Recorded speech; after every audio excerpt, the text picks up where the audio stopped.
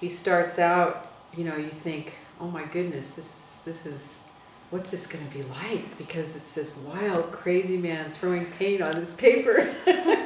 But he has a rhyme. Review of Lesson 2. We folded our paper into quarter sheets and sliced it.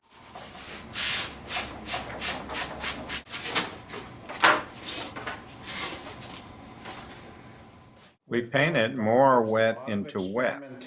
So I encourage you to experiment. That we're doing is adding texture to the rock. We discussed more of the definitive wash or glaze, creating a whole myriad of different types of trees. Lesson 3, and the definitive wash and glaze.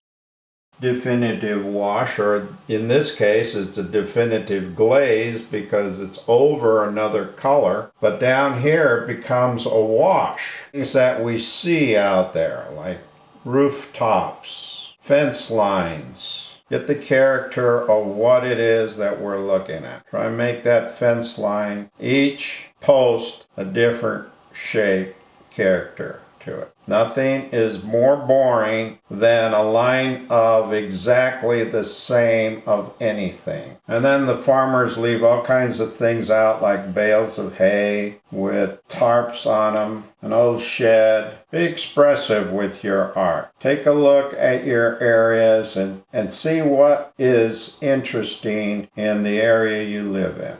Add more shapes in here depending on how you feel or what you see out on location. The thing that I'm trying to illustrate is that with the definitive wash, we get our silhouette of shapes, and then those shapes silhouette other shapes. For instance, the roof of a house, some lighter trees. Who knows what this is sticking up out of the area.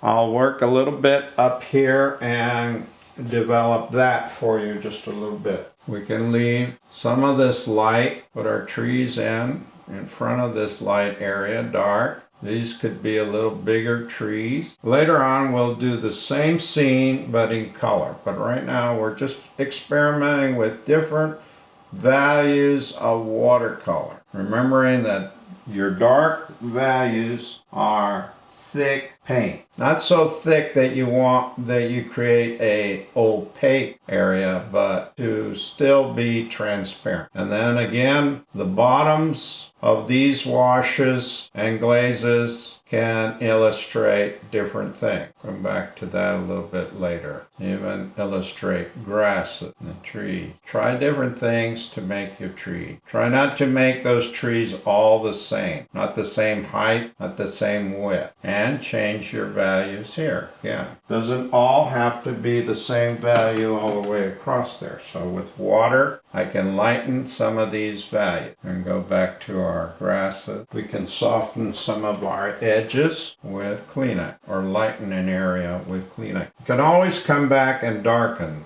these areas. Now what I've started today could possibly take a couple days to complete. I'm not here to finish everything. I want you to experiment on your own and develop your own style of putting these things in.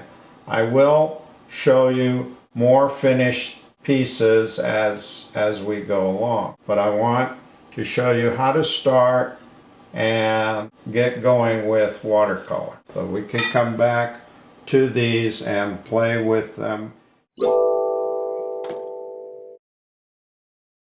Now, I've also mentioned that we can always come back and darken areas by adding more color to that area. Again, be as direct as possible.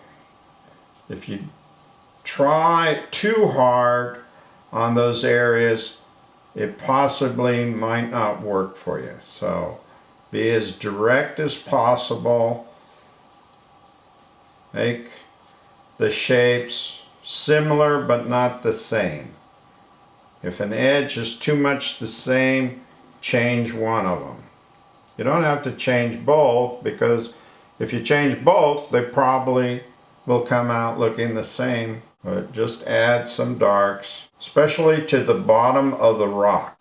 Then with my small brush, I'll give some linear qualities to these areas, crevices and cracks. Probably at this distance you wouldn't see too much of this. Change the edges.